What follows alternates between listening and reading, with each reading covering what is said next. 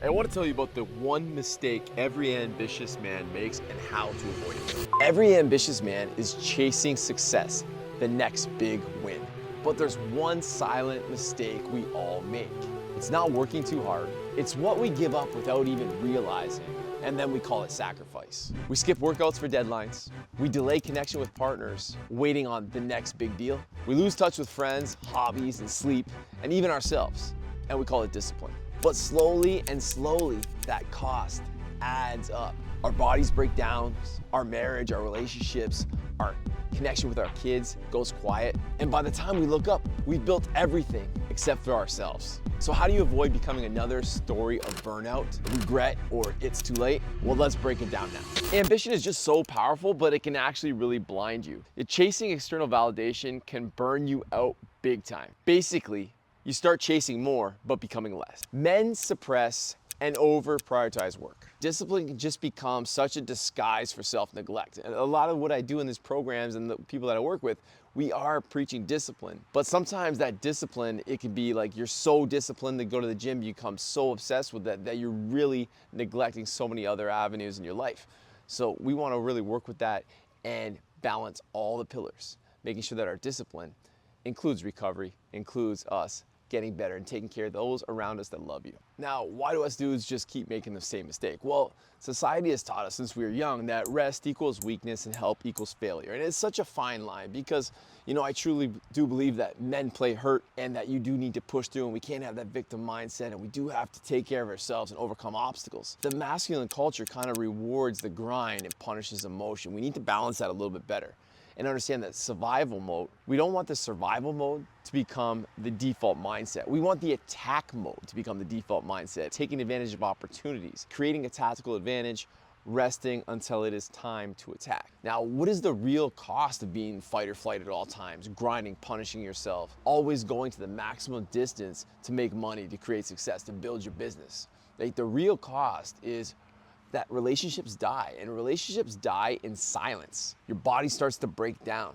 You overdo it. You're not getting it back together. Injuries start to creep in. It starts to be hard to get off the couch. The hips, the knees, the shoulders. And then when it comes to finances and business, what is success with no self? What does it mean to have success but to not know anything about yourself and to have no true, real happiness, no true, real purpose outside of growth of your business and making more money? To me, loss of self is a complete fumble, turnover. Discipline, it does equal freedom.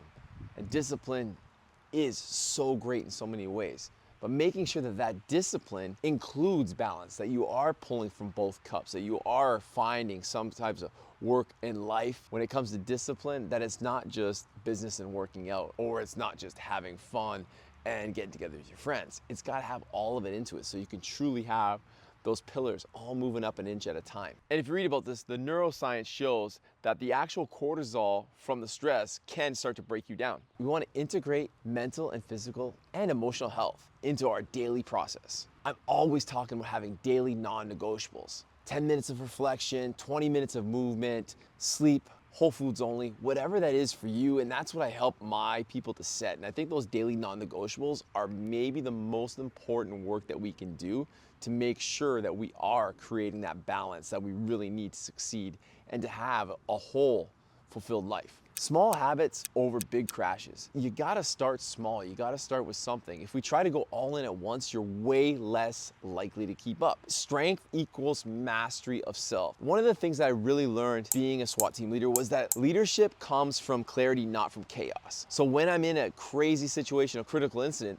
the faster that I could get myself from the fight or flight side of my brain into the problem solving solution side of my brain, the more quickly, the more effectively I could lead. The more strategic I could be, the better my communication was and the better my team was going to perform around me. Calm through chaos. Create clarity rather than stress. Remember, ambition plus purpose equals trust and legacy. I need to have ambition. I need to have drive.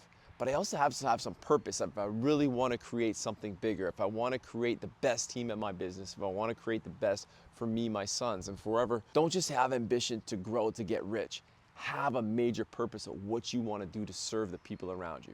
Because a warrior is not a warrior through battle.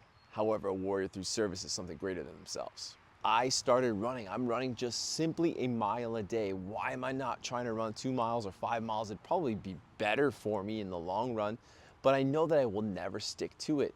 When I went to meditation, I started with 2 minutes a day because I know if I did 10 minutes, way less likely to create that habit and to really dive into it and find out if it actually helps you.